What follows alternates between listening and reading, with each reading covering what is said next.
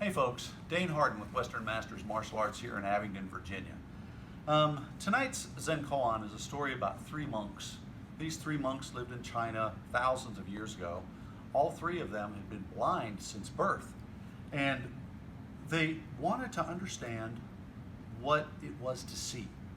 So one day the head monk takes them out back into the yard, and there's this huge elephant that's there.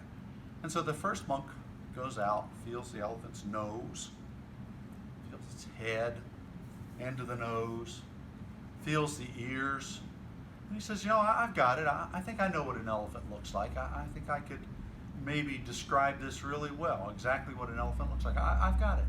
And so the senior monk bowed, and the other one bowed, went over and sat down. He went and he got the second monk. So he brings the second monk forward, and the second monk is feeling the elephant's body.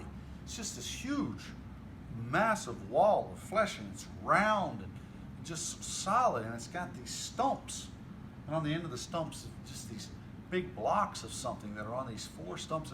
Really just this huge animal. He says, I think I've got it. I understand what an elephant is like. I get it. And the senior monk says, okay. So he takes him over and sits him down. He goes back into the monastery. He gets the third monk.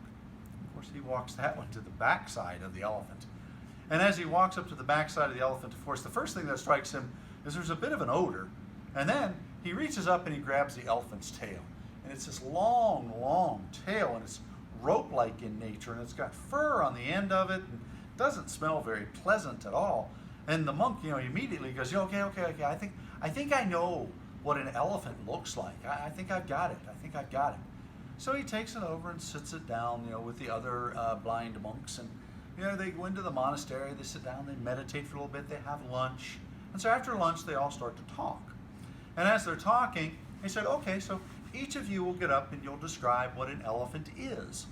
And of course, the first gentleman gets up and he describes the elephant as something with a long, tuberous looking something that's wet on the end, and it has two big floppy things like blankets on top of a big bony structure, and that's what an elephant is.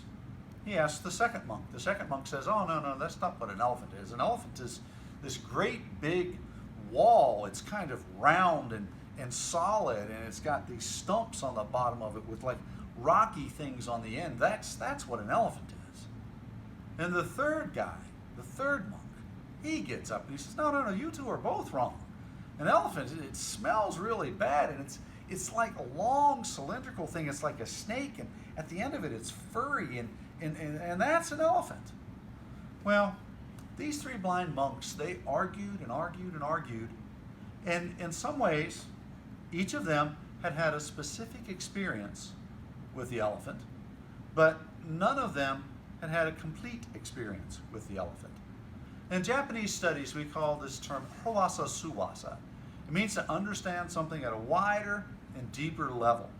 Many people feel they know martial arts, or feel they're expert or gifted in some field, or maybe it's linguistics or language, or maybe it's mathematics. All of these fields of study, all of these fields of discipline, you have the ability to make your knowledge wider and deeper. We live in an era now where everybody wants to argue their point of view. We live in an era where everybody has an opinion.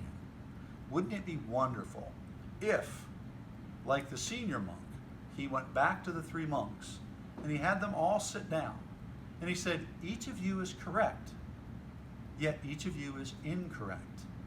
And the only way that you're going to be correct is when you all come together and you join all of your views into one view, which is the correct view, because that's the most complete view that you're going to get as to what an elephant is. And that is your Zen koan tonight. The meaning of this koan should be fairly obvious. The bottom line is, folks, don't look for surface meanings on things. Try to understand what's going on around you at a wider and deeper level. Be understanding of your feelings. Be understanding of the other person's feelings. Don't argue. Have a literal discussion. You might learn something. Thank you.